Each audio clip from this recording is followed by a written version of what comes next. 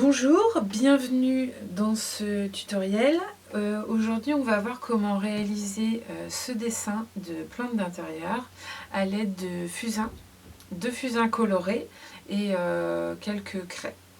Je m'appelle Caroline Lecourt, Talino Crérou de mon nom d'artiste, et je donne des cours de dessin dans une petite association près de Rennes. J'utilise ces vidéos comme support de cours et puis vu le contexte actuel, nous relançons les défis à la maison. Donc cette semaine, on va travailler sur les plantes d'intérieur. Comment j'ai réalisé ce dessin? C'est parti.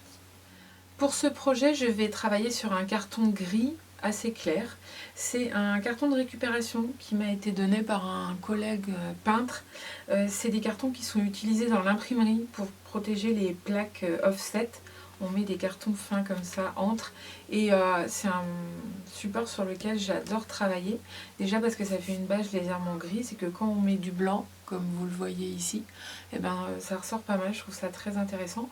Puis bon, c'est des supports de récupération, ce que je trouve toujours plutôt pas mal. Pour les couleurs que je vais utiliser, je vais travailler sur du fusain. Donc j'ai plusieurs choses, des fusains comme ça, donc qu'on peut trouver sous forme de crayon, ou alors qu'on peut trouver sous forme de bâtons plus traditionnels. Donc ça c'est des petits bouts de différents bâtons. On a aussi des choses plus fines. Alors c'est pas parce que c'est plus fin que c'est plus clair. Là vous voyez, j'ai fait quelques petits essais ici. Les plus noirs des fusains que j'ai, c'est les plus fins. Donc ça ne veut pas forcément dire. Quand vous achetez, généralement vous avez sur les petites boîtes d'assortiment les différentes textures. Donc des tendres, des plus intenses, etc. Vous pouvez voir ça. Donc bon, moi c'est des boîtes que j'ai depuis longtemps, hein. J'avais une petite boîte comme ça, Luxor, c'est très connu, donc qui me sert à balader aussi un peu tous mes fusains. Donc vous voyez, hein, vous avez dur, petit, moyen, gros. Donc voilà, tendre, il y a différentes catégories. Donc je vais travailler soit avec les fusains en bâton, soit avec le crayon comme ça. Je vais également utiliser, je vais mettre en dehors de ma feuille, voilà, tac. Je vais utiliser également une craie blanche. Donc ça c'est la marque Conte à Paris, donc moi que je taille comme ça pour pouvoir avoir des mines les plus fines possibles. J'ai pour pouvoir intensifier le plus possible, donc les noirs qui sont ici, des pierres noires. Donc on a celle-ci, là. Une 3B ou une 2B, donc c'est le même système que pour les mines de crayon papier. B c'est gras, H c'est sec, donc plus le chiffre précédant la lettre est gros et plus c'est gras. Donc 3B est plus gras que 2B, voilà, en toute logique. Je vais également utiliser les couleurs que vous avez ici, donc celle-ci, je pense. Alors ça c'est des crayons que j'ai acheté il y a un petit bout de temps, que je n'avais pas encore utilisé. C'est la marque Derwent qui fait ça. Ce sont des fusains colorés et ça a vraiment la texture du fusain quand on l'applique. Je trouve ça vraiment très agréable et ils ont des couleurs vraiment super. Donc voilà, je vais allier un petit peu ces petites touches colorées avec le travail du fusain. Donc il y a ces trois couleurs là qu'on voit ici, mais que je ne vais pas utiliser dans mon dessin aujourd'hui.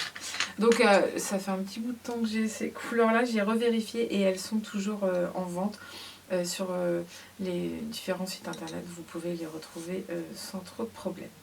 Donc voilà, j'ai également sorti, alors je ne sais pas si je vais utiliser un petit peu comme d'habitude, un shaper. Donc c'est comme un pinceau sauf que ça a une pointe silicone et ça permet de faire des petits mélanges quand le doigt est trop gros, quand on veut faire des zones très fines, ce qui est plutôt intéressant. Vous avez différentes formes de mines. J'ai également ce petit outil là qu'on m'a donné récemment. Alors Claudine, si tu passes par là, merci.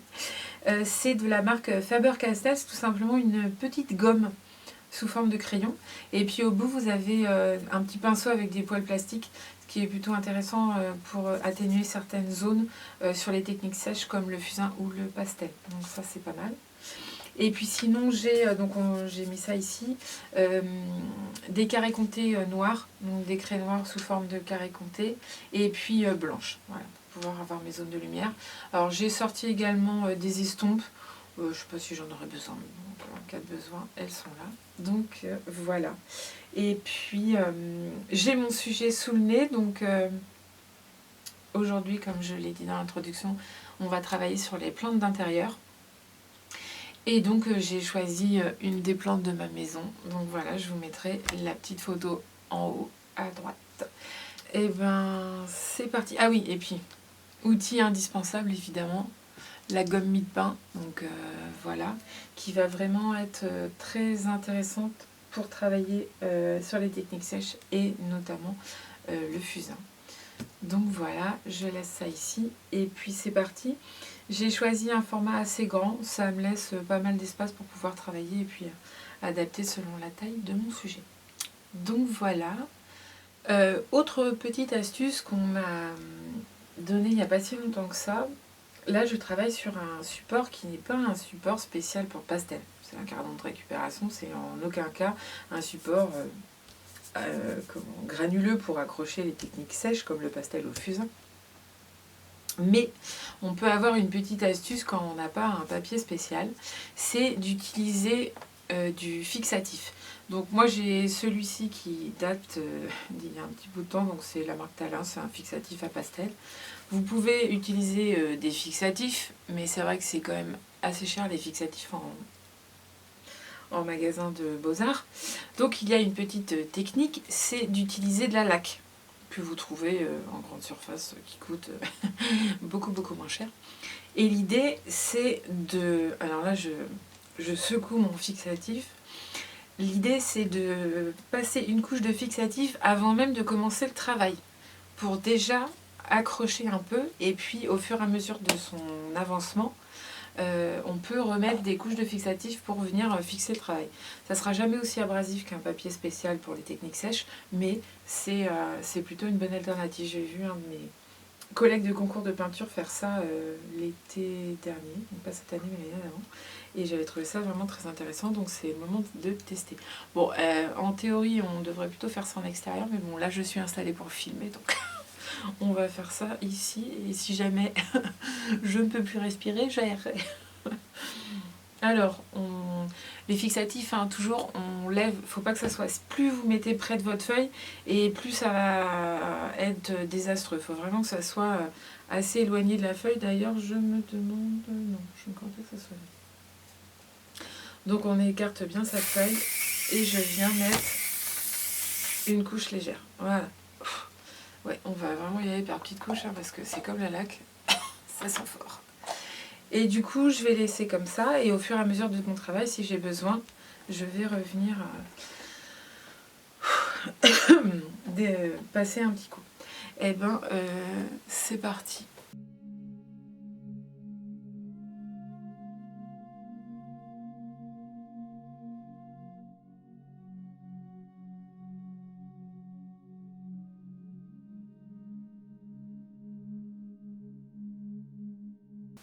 L'intérêt aussi, souvent on hésite à avoir des supports assez grands parce que voilà. Mais ce qui est plutôt intéressant, c'est que à s'habituer sur des grands formats, on peut travailler un peu plus son geste et avoir des mouvements. Souvent on n'est pas assuré. Voilà. Le fusain c'est vraiment une technique très douce où on ne vient pas graisser le support parce que la mine elle est fragile, donc plus on appuie, on va plus fractionner sa mine ou son bâtonnet de fusain que marquer son support. Et du coup, quand on utilise cette technique-là, on travaille de manière légère et ça permet aussi de s'habituer à travailler son geste, que je trouve toujours assez intéressant.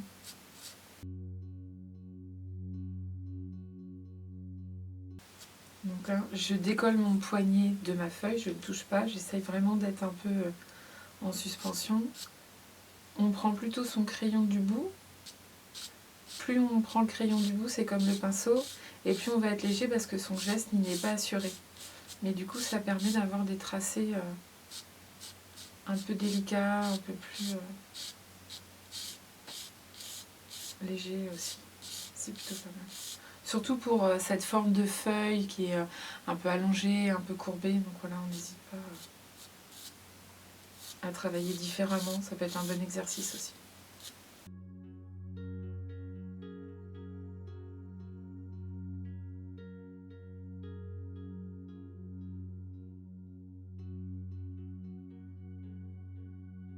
Alors, l'avantage aussi de ce sujet, alors déjà ça va nous permettre de nous reposer du sujet de la semaine dernière, où les moulins, bah voilà, c'était pas un sujet facile, hein, c'est de l'architecture, donc toujours un petit peu plus complexe. Donc aujourd'hui on va être sur un sujet un peu plus calme. Et puis c'est des feuilles, hein, donc si vous prenez quelques petites libertés dans le tracé, je dirais que c'est pas bien grave. L'idée c'est qu'on retrouve un peu l'aspect général de votre plante, mais si la feuille elle n'est pas à 100% au même endroit, on s'en fiche. Voilà, faut vraiment. Il y a des moments aussi, il faut être détendu sur son dessin. Les enjeux sont pas dramatiques si vous n'êtes pas au millimètre près identique à ce que vous avez sous les yeux. L'idée c'est de retrouver l'esprit de votre référence. C'est toujours important de peindre avec une référence, mais il faut aussi savoir s'en dégager et en dégager l'esprit principal.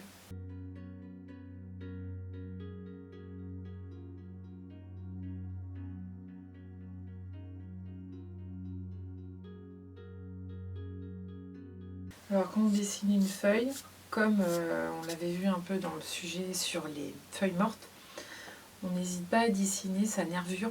C'est en quelque sorte la colonne vertébrale de la feuille. Ça nous donne déjà une indication. Et pour le coup, j'ai dessiné très grand et je me rends compte que tout ne va pas rentrer dans mon format. Bon, c'est pas grave. On va dire que j'arrive. On va s'en sortir comme ça. Ça va être un dessin de détail.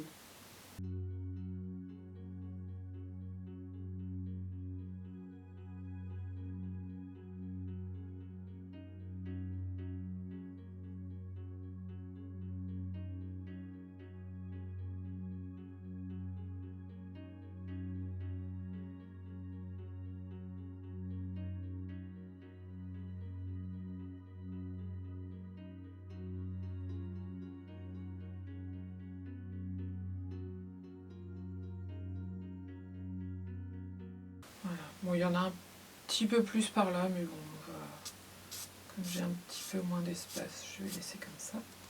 Et donc ça descend. Bon, bah évidemment, du coup, comme j'ai fait ma maline, j'ai un petit peu moins d'espace que prévu. Bah, et on va composer avec. Hein.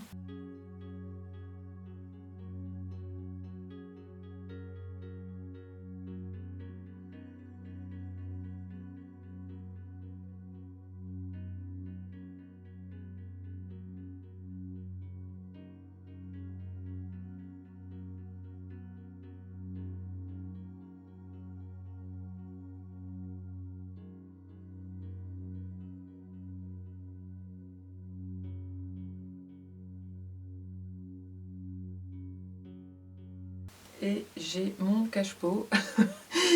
Alors, bon bah voilà, chez moi les cache-pots c'est tout un concept. Hein. Donc c'est un gros plat, une ancienne terrine qui sert de cache-pot.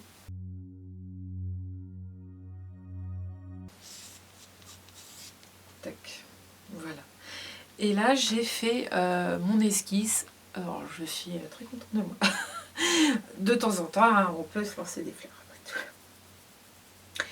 Et puis, que de temps en temps, pas trop quand même. Et puis, je vais commencer un peu plus à rentrer dans les détails, dans la mise en couleur. Alors, ce qui peut être plutôt intéressant dans un sujet où on est comme ça sur un peu à mi-chemin entre le dessin et l'étude, enfin voilà, le fusain, c'est vraiment une technique d'étude. Donc, c'est de venir mettre en couleur, pas l'ensemble du tableau. On a travaillé un tracé assez souple avec notre main qui reste, qui ne pose pas sur le tableau. Donc on a un tracé plutôt léger. On a essayé de travailler un peu le geste pour délier un peu sa main, travailler quelque chose d'assez fluide dans le tracé. Donc on va essayer de garder un peu ce côté tracé fluide qui est plutôt agréable dans notre esquisse, et on va venir mettre en lumière à certains endroits les feuilles principales, mais pas forcément tout, pour essayer de garder un peu le côté dynamique de notre tracé. Donc ce qu'on va faire, ce qu'on peut déjà commencer, moi quelque chose que j'aime bien, c'est travailler par l'extérieur. J'ai choisi un papier gris. Et du coup, on va venir utiliser le blanc. Donc je prends une des petites carrés comptés blancs que j'avais sélectionné. Donc c'est à peu près cette couleur-là dans mon petit nuancier. Et je vais venir blanchir un peu autour de ma feuille, les extérieurs, pour venir mettre en valeur les feuilles qui sont mon sujet. Et puis ça permet aussi de se dégager un petit peu et de venir mettre certains éléments en lumière.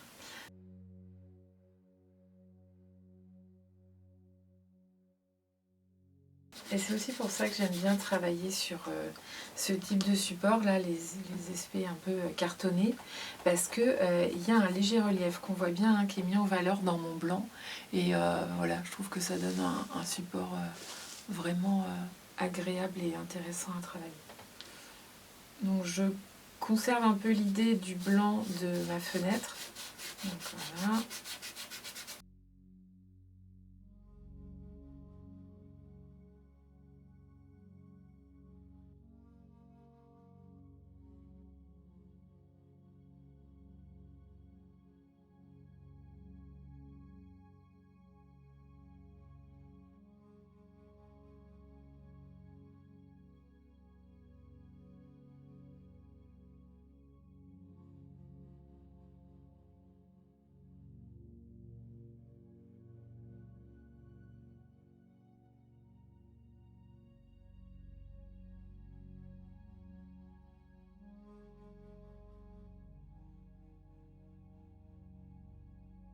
J'ai mon tracé, j'ai esquissé la fenêtre derrière, quelques endroits, zone blanche pour mettre un petit peu en valeur mes feuilles. Et avant de continuer, je vais passer un petit coup de fixatif pour bloquer un peu mon travail et éviter de voir trop disparaître certains éléments. Alors, je secoue bien, donc vous voyez, hein, vraiment on y va joyeusement. Et on va venir en mettre une toute petite couche, hein, on y va par petites touches. Donc toujours pareil, je mets très en hauteur, pas trop proche de mon dessin. Et je viens déposer. On y va doucement, voilà, pas plus que ça. Donc hein, c'est pareil, soit en extérieur, soit vous aérez, hein, parce que au bout d'un moment, voilà. Et je vais utiliser un petit papier de soie. Alors moi c'est des papiers de soie que je récupère généralement dans les colis internet ou tout ça quand c'est emballé. Nous sommes des gens écolos, alors on récupère tout ce qu'on peut et le papier de soie c'est très pratique. Ou vous pouvez acheter des grands papiers et c'est pas donné, vous récupérez tout ce que vous pouvez. Donc voilà.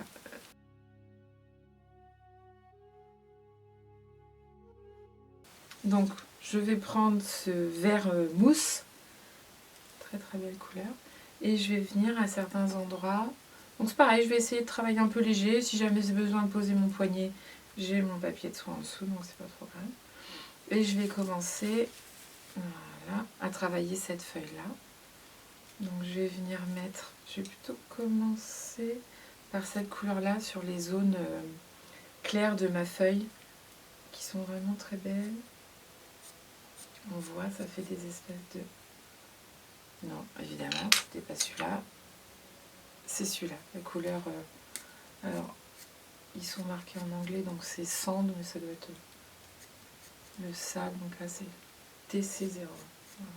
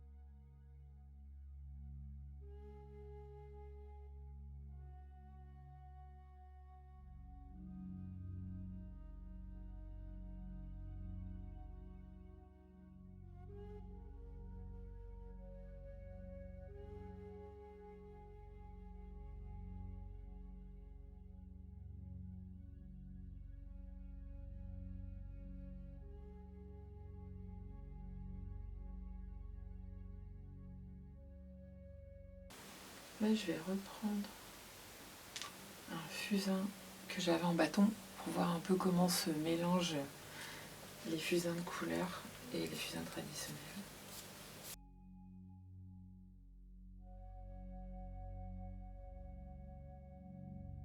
Alors du coup, on va tester le crayon de papier, parce que je l'ai encore jamais taillé.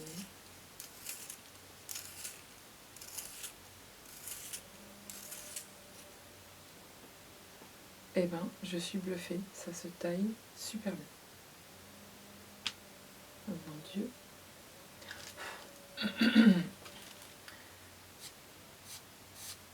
Ces fusains teintés n'auraient-ils que des avantages?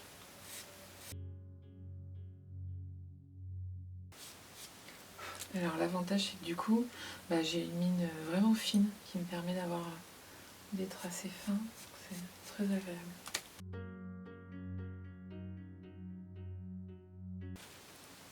La pierre noire. Alors attention à la pierre noire, la mine est plus dure mais c'est plus intense et ça s'efface beaucoup moins. Donc il faut vraiment être assuré quand vous l'utilisez, histoire de pas avoir de mauvaises surprises.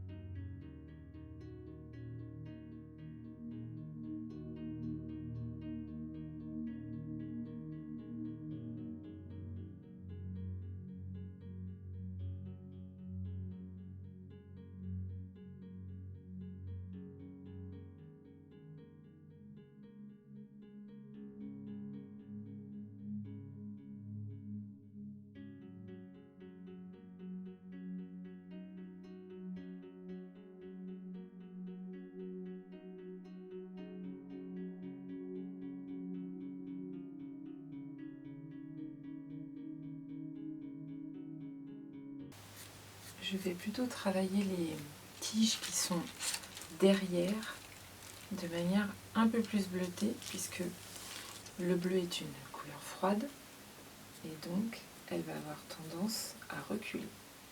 Et c'est par la couleur qu'on va venir travailler un effet de perspective. C'est toujours intéressant.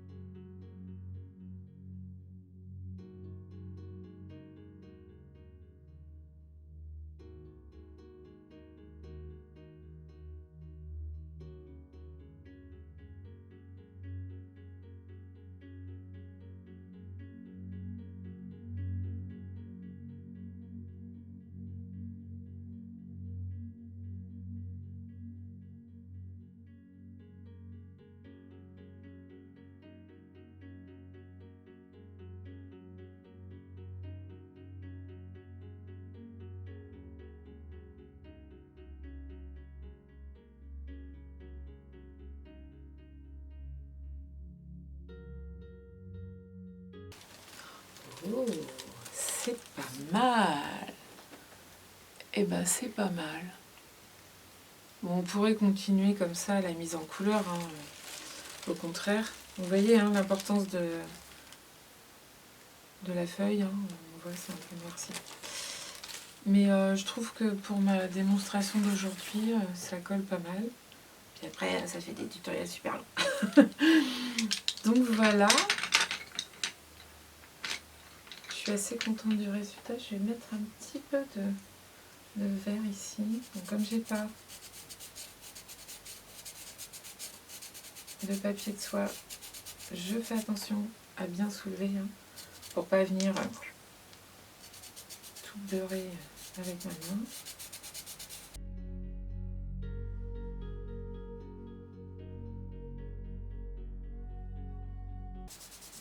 Vous voyez, hein, dès qu'on vient avec le doigt, on a vraiment la douceur du fusain qui est très agréable à travailler. On a vraiment des zones très douces. C'est vraiment une technique agréable à travailler.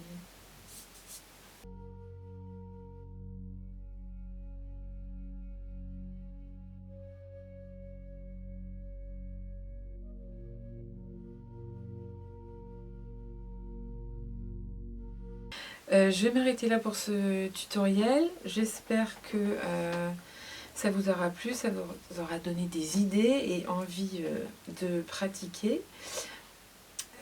Si vous avez aimé, n'hésitez pas à mettre un petit pouce, à laisser un commentaire et à vous abonner à la chaîne. Et puis moi je vous dis à la semaine prochaine pour une nouvelle vidéo. Au revoir!